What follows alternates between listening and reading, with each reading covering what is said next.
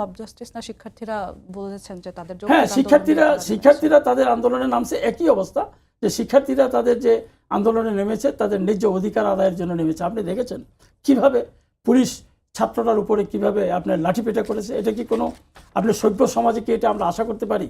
তো এখন এই যে বিষয়গুলি যারা করেছেন আপনি খবর নিয়ে দেখেন যে এই পুলিশগুলি আপনি ম্যাক্সিমামই এখানে তারা আওয়ামী লীগের দোসর, তাই বলেই তারা এই ধরনের ঘটনা আজকে করতে পেরেছে। আমরা এটা তীব্র নিন্দা জানাই এবং আমরা মনে করি যে ছাত্রদের যে ন্যায্য দাবিগুলো সেই দাবিগুলো আজকে যদি প্রজ্ঞাপন করতে পারে, আপনি যে কথাটি বলেছেন এই প্রজ্ঞাপনটা কেন তারা 3 দিন আগে করতে পারলো না, তাহলে থামাই দেওয়া যেত। আমি মনে করি এটা ইচ্ছা করে এক শ্রেণীর লোক এটার সাথে জড়িত এবং তারা ইচ্ছা করে এই কাজগুলি করছে। জি, আপনাকে ধন্যবাদ। হান্নান মাসুদ, আপনার কাছে আসতে চাই। শিক্ষার্থীদের 3 দফা দাবি ছিল, তারপরে এই দুপুরের ঘটনার পরে 5 দফা দাবি হয়ে গেছে।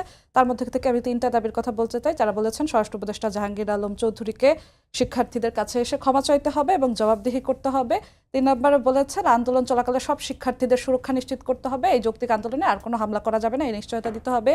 তারপরে তারা বলেছেন হামলাকারীদের দ্রুত গ্রেফতার করে চাকরি থেকে বহিষ্কার করতে হবে। 5 নম্বরে বলেছেন হামলার জন্য তারা ডিসি মাসুদকে বহিষ্কার করতে হবে। এই যে দাবিগুলো আছে সেই দাবিগুলোর সাথে জুলাই আন্দোলন যখন হয়েছিল তখন আপনারা যে দাবিগুলো দিয়েছিলেন তার সাথে কিছু কিছু দাবির সাথে অনেকটা সামঞ্জস্য আছে। আপনার কি মনে হয় যে এখন সরকার আছে এই দাবিগুলো মানা সরকারের পক্ষে সহজ বা সম্ভব? এই সরকারের পক্ষে তো সহজ ছিল আরো আগেই, এই সরকার তো করে নাই।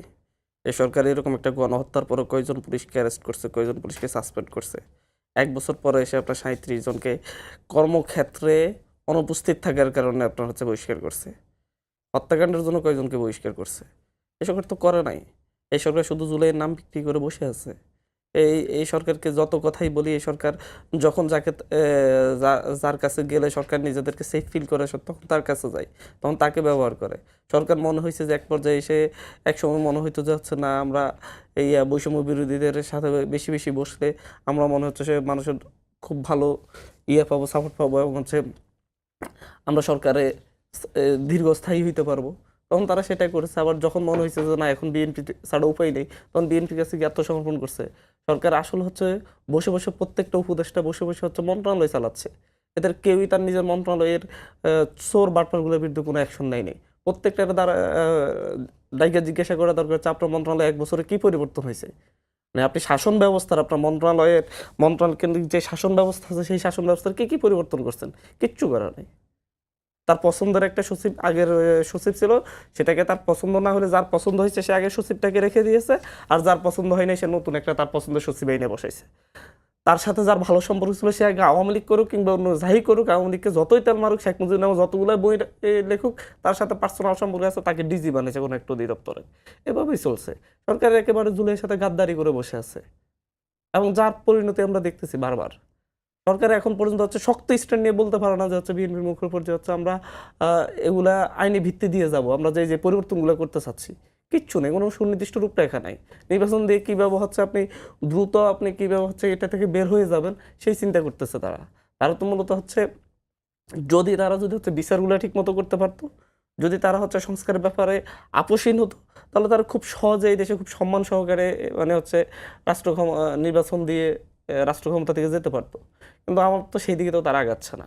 আপনি এখন হচ্ছে এই হামলা নিয়ে আজকে তারা যে বিচারগুলো দিচ্ছে আমি বলতেছি এগুলো কিছুই হবে না, করবে না সরকার যে হত্যাকাণ্ডের বিচার করে না। আপনার 2000 হত্যাকাণ্ড হয়েছে, 2000টা পুলিশের বিরুদ্ধে অ্যাকশন নেওয়া হয়েছে কিনা?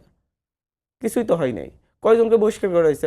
অন্তত মানে হচ্ছে ঢাকা মহানগরের যেই থানাগুলোতে মানুষের উপর আক্রমণ করা হয়েছে তাদেরকে সাথে সাথে এসে বহিষ্কার করা দরকার ছিল ওসিগুলোকে। আমি দেখি যে ঢাকার বিভিন্ন ওসিগুলো আবার হচ্ছে অন্যান্য থানার ওসি পাঠিয়ে দিয়েছে, মানে ঢাকা থেকে সরাই দিছে। কিরে ভাই, এরা কি হচ্ছে মানে এরা যদি এই জায়গায় থাকে এরা আবার ফিরে এসে তা একই ধরনের কাজ করবে? পরিবর্তনটা কি?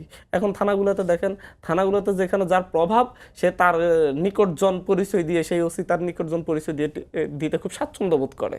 মোহাম্মদপুর থানার ওসিরে কয়েকদিন আগে সরানো হয়েছে, তার পরিচয় সে সব জায়গায় বসে বসে শুধু আলাপের প্রথমেই ছিল হচ্ছে বগুড়া জেলা বিএনপি সাধারণ সম্পাদক আমার চাচা হয়, এটা বলতে পারলে তার একটা অবস্থা।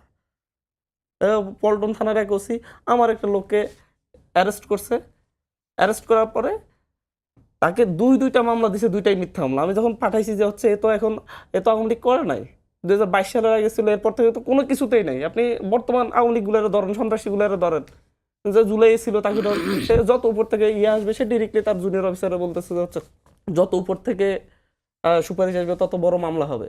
কারণ বিএনপি চাইছে যে হচ্ছে তাকে অ্যারেস্ট করতে হবে, সে এখন এখানে বিএনপির অনুগত সেটা প্রমাণ করতে চাই প্রত্যেকটা জায়গায়। আমি শুধু বিএনপির অনুগত সেটা বলতেছি না, যেখানে জামাত শক্তিশালী সেখানে তারা হচ্ছে জামাতের অনুগত প্রমাণ করতে চাই, আবার যেখানে এনসিপি শক্তিশালী সেখানে তারা প্রমাণ করতেছে যে আমি এনসিপির অনুগত। মানে বিষয়টা হচ্ছে আপনার সেই মেন্টাল মানসিক যেই হচ্ছে তাদের দাসত্ব সেটা রয়ে গেছে, নিজস্বতা বলতে কিছু নেই, প্রশাসনিক কাঠামো বলতে কিছু নেই। এটা এই 1 বছরে সরকার তৈরি করার দায়িত্ব ছিল, সে করে নাই। সে পুরো সেট আপ রেখে দিয়েছে। গত 16 বছরে শেখ হাসিনার সকল ছাত্রলীগ দৌড়ে দৌড়ে পুলিশের এসআই বানাইছে, এসআই থেকে ওসি হয়েছে, ওসি থেকে এসপি হয়েছে, এগুলো প্রত্যেকের জায়গায় আছে। জি। এবং এদেরকে দিয়ে আপনি রাষ্ট্র চালাচ্ছেন, এটা তো চলবে না, জি। এটা এরকমই হবে বারবার, জি হান্নান মাসুদ, এবং এগুলোর কোনো বিচারও হবে না। জি আপনার কাছে আবারও আসবো অধ্যক্ষ মোহাম্মদ সেলিম ভাই। আমরা নির্বাচন প্রসঙ্গেই আসতে চাই। আপনি কিছুক্ষণ আগে পিআর পদ্ধতির কথা বলছেন, কিংবা সংবিধান সংশোধন, সবকিছু সংস্কার, জুলাই সনদ, এইসব বিষয়ে একদম স্পষ্ট রোডম্যাপ না হলে এনসিপি নির্বাচন ফেব্রুয়ারিতে আশা করে না। তারা বলছেন তাহলে ফেব্রুয়ারিতে নির্বাচন হবে না। বিএনপি ফেব্রুয়ারি নির্বাচন ধরেই আগাচ্ছে, নির্বাচন কমিশনও সেভাবে আগাচ্ছে, সরকারও বলছে তারাও সেভাবে আগাচ্ছে। বিএনপির স্থায়ী কমিটির সদস্য সালাউদ্দিন আহমদ বলেছেন নির্বাচন বিরোধীরা রাজনীতির মাঠ থেকে বাদ পড়বেন তারা যদি নির্বাচন না চায়। এখন বিএনপির যারা বড় প্রতিদ্বন্দ্বী তারা যদি বাদ পড়ে যায়, তাহলে নির্বাচনে তারা যদি অংশ না নেয়, সেই নির্বাচন কতটা গ্রহণযোগ্য হবে, প্রশ্নবিদ্ধ হবে কিনা? দেখুন, আপনার এই প্রশ্নের উত্তরে দেওয়ার আগে হান্নান মাসুদ সাহেবের সাথে আমি কোনো বিষয়ে খুব একমত, এবং উনি যে সত্যি কথাগুলি বলেছেন, এর আগে আপনার এখানে যতবারই এসেছি আমি এনসিপির নেতাদের সাথে, এরকম ওনার মতো সত্য কথা তারা বলেনি। এখানে উনি বলেছেন যে এই যে পুলিশের যে কথাগুলি উনি বলেছেন, ওসিদের কথা বলেছেন, প্রশাসনের কথা বলেছেন, এবং তাদেরকে যে পুরস্কৃত করা হয়েছে, এটা ঘটনাগুলি সবই উনি সত্যি বলেছেন। এবং এই থানার ওসিরা যারা আওয়ামী লীগের সময় ওসি ছিল, এখন কিন্তু হয়তো আপনি পল্টন ছিলেন, সেই জায়গায় কেরানীগঞ্জ গেছেন, ওই ব্যক্তিরাই কিন্তু। এখন এর কাছ থেকে আপনি কি আশা করতে পারেন? এর কাছ থেকে তো আপনি সে এখন ওখানে গিয়ে বলতেছেন আমি অমুক পার্টির, আমার চাচা ছিল, যেটা উনি বলেছেন আমার ভাই ছিল, এই সমস্ত ডকুমেন্ট আমাদেরকে দেখায় যে আমরা এরকম। তা আসলে এই সুবিধাভোগী লোক এরাই এগুলি করে। আরেকটা বিষয় হলো, কিছুদিন আগে একটা পেশাজীবী সংগঠন আপনার প্রেস ক্লাবে একটি সমাবেশ ডাকছে। এই সমাবেশের যে আয়োজক, সে আপনার শেখ মুজিবের মাজারে গিয়ে একটা অবৈধভাবে চাকরি নেওয়ার পর একটা প্রতিষ্ঠানে, মাদ্রাসায়, আপনি শেখ মুজিবের মাজারে গিয়ে সে দোয়া করতেছে, কান্নায় ভেঙে পড়তেছে। এখন এই ব্যক্তিটা যে আওয়ামী লীগের, এবং আওয়ামী লীগের পারপাস সাফ করার জন্য যে এখানে সে আসছে, এটি এই এখানকার ডিসি বলেন, এসি বলেন, তাদেরকে অন্যান্য পেশাজীবী, এই সংগঠনের অন্যান্য পেশাজীবীরা জানাইছে। জানানোর পরেও তারা কোনো অ্যাকশন নেয়নি, বরঞ্চ তাদেরকে আরও উৎসাহ দিয়েছে। তাহলে উৎসাহ দেওয়ার পিছনে তাদের উদ্দেশ্যটা কি? তারা চাইছে যে এখানে একটা এই ধরনের ঘটনার সৃষ্টি হোক। তো এগুলি থেকে এই যে অন্তর্বর্তীকালীন সরকার, তারা কিছু করতে পারে না। তারা আসলে হত্যাকাণ্ডের বিচার, এই হত্যাকাণ্ডের বিচার তো তাদের দ্বারা সম্ভবই না, কারণ হত্যাকাণ্ডের বিচার করতে হলে তো আইনের মাধ্যমে যেতে হবে। আইনের মাধ্যমে যখন যাবে তখন তো একটা সময়ের ব্যাপার, সেই সময়টা কোথায় পাবে? এখন নির্বাচনটা আপনি আমাকে বলেছেন, আমি এই জায়গায় চলে আসলাম যে নির্বাচনে এনসিপি বলছেন যে পিআর ছাড়া হবে, মানে পিআর ছাড়া ফেব্রুয়ারির যে নির্বাচনটা ওনারা যাবে না। আরও হয়তো অন্যান্য পার্টি বলতে পারে।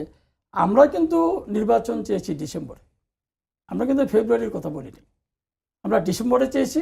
কিন্তু পরবর্তীতে মেনে নিয়েছেন। কিন্তু যখন এই সরকার, অন্তর্বর্তীকালীন সরকারের একবারে শীর্ষ পদ থেকে এটা বলা হয়েছে যে তারা রমজানের আগে করবে, যখন তারা এই আশ্বাস দিয়েছেন, তখন আমাদের শীর্ষ পর্যায়ে বলেন আমাদের নেতৃবৃন্দ, নীতি নির্ধারকরা এটা সিদ্ধান্ত নিয়েছেন যে ঠিক আছে, প্রয়োজন আমরা 2 মাসের জন্য আর কি হবে, 2 মাস প্রয়োজন বোধে আমরা মানে সময় সরকারকে দেই, তবু একটা সুষ্ঠু অবাধ নিরপেক্ষ নির্বাচনের ব্যবস্থা তারা করুক। আমাদের নেতা তারেক রহমান সাহেব কিন্তু প্রথম থেকে বলছেন যে একটা সুষ্ঠু অবাধ নিরপেক্ষ নির্বাচনের জন্য মাঠ পর্যায়ে এই অন্তর্বর্তীকালীন সরকারের যেহেতু কোনো দল নাই, সুতরাং তাদের তো সাপোর্ট লাগবে, এই সাপোর্টটা আমরা দিতে হবে। এবং এভাবে আমাদের নির্দেশনা দেওয়া আছে, আমরা এইভাবে তাদেরকে সাপোর্টও করতেছিলাম।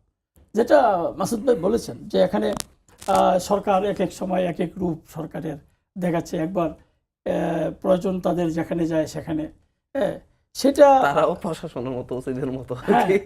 এটা আপনাদের পক্ষে বাহ্যিক দিক থেকে এটা মনে হয়, কিন্তু আমি মনে করি যে হয়তো এটা না, তারা একটা সুষ্ঠু নির্বাচনের জন্য, যেহেতু বিএনপি একটা বড় রাজনৈতিক দল বাংলাদেশের, এটা ব্যাপক সমর্থন। আমি আজকে একটা এই সম্মেলন করে এখানে আসছি, এই জন্য রাস্তায় ওই যে আপনার শাহবাগের মোড়েও ব্যারিকেড, আপনার এই কাঁটাবনও ব্যারিকেড, কোনো দিক দিয়ে আসতে পারতেছিলাম না, এই জন্য একটু দেরি হয়েছে।